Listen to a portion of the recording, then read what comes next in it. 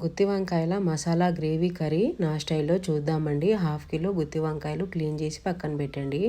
1/2 tea spoon అంతా శనగపప్పు, మినుముల పప్పు, 4, 5 ఎండుమిర్చీలు డ్రై రోస్ట్ చేసి బౌల్లో పెట్టండి. అదే ప్యాన్లో 1 టీ స్పూన్ ధనియాలు, 4, 5 మెంతి గింజలు, 1 టీ స్పూన్ పల్లీలు కూడా వేసేసి ఫ్రై చేసి ఒక బౌల్లో పెట్టేయండి. ఇప్పుడు కొంచెం అంతా జీలకర్ర, ఒక 10 దాకా జీడిపప్పులు కూడా వేసేసి డ్రై రోస్ట్ అయిపోయిన తర్వాత స్టవ్ ఆఫ్ చేసేసి ముందుగా మనం బౌల్లో పెట్టుకున్న ధనియాలు, ఎండుమిర్చిలు, పల్లీలు కూడా ఇందులో వేసేయండి.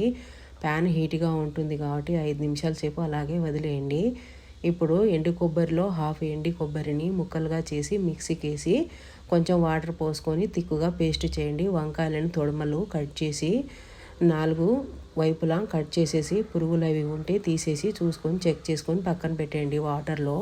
ఇప్పుడు స్టవ్ మీద ప్యాన్ పెట్టేసి సరిపడా ఆయిల్ కూడా పెట్టేసి ఆవాలు, జీలకర్ర, హోల్ గరం మసాలాలు అంటే 2 లవంగాలు, యాలకులు, దాల్చిన చెక్క, కొంచెం సాజీరా, 2, 3 ఎండుమిర్చిలు, 1 కరివేపాకు రెమ్మ, చిటికెడంత పసుపు కూడా వేసేసి ఈ వంకాయలో మిక్సీ పట్టిన పేస్ట్ కూడా వేసేసి ఈ ఆయిల్లో వేసేసి స్పూన్తో కలిపేసి వంకాయలకి సరిపడా సాల్ట్ కూడా వేసేసి మూత పెట్టేసి ఫ్రై చేయండి.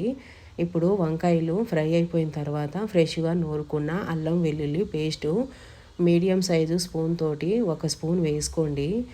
అల్లం పేస్టు ముందుగానే ఆయిల్లో వేశారంటే వంకాయలు ఫ్రై చేస్తున్నాం కాబట్టి అడుగు అంటుకునే ఛాన్స్ ఉంది కాబట్టి తర్వాత వేసుకుంటే మనకు ఈజీగా వంకాయలు ఫ్రై అయిపోతాయి. ఇప్పుడు మనం ముందుగా ఎండుమిర్చిలు వేసాం కదా, అవి సరిపోదు కారము, అందుకే పైనుంచి 2 టీ స్పూన్ల చిన్న స్పూన్ తోటి 2 టీ స్పూన్ల రెడ్ చిల్లీ పౌడర్ కూడా వేసుకోండి సరిపడా. ఇప్పుడు ఒక నిమ్మకాయ సైజ్ అంతా చింతపండు నానబెట్టి రసం తీసుకున్నాం కదా, మిగిలిపోయిన మిక్సీలో ఈ నూరుకున్న పేస్టులో వేసేసి బాగా చేయితో కలిపేసి ఫ్రై అయిపోయిన వంకాయల్లో కూడా వేసేసి మరోసారి సరిపడా సాల్ట్ చెక్ చేసుకొని సాల్ట్ పడితే మళ్ళీ సాల్ట్ వేసుకోండి. ఇలా వాటర్ పోసుకున్నాక మూత పెట్టేసి ఉడికిపోయిన తర్వాత గ్రేవీ థిక్గా అయిపోతుంది.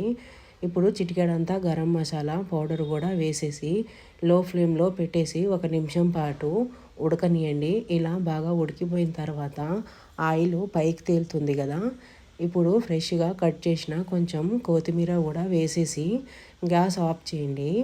ఆఫ్ చేసి 5 నిమిషాలు రెస్ట్ ఇవ్వండి. ఇలా వంకాయ కూర ఈజీగా రెడీ అయిపోతుందండి. లైక్ చేయండి, సబ్స్క్రైబ్ చేయండి.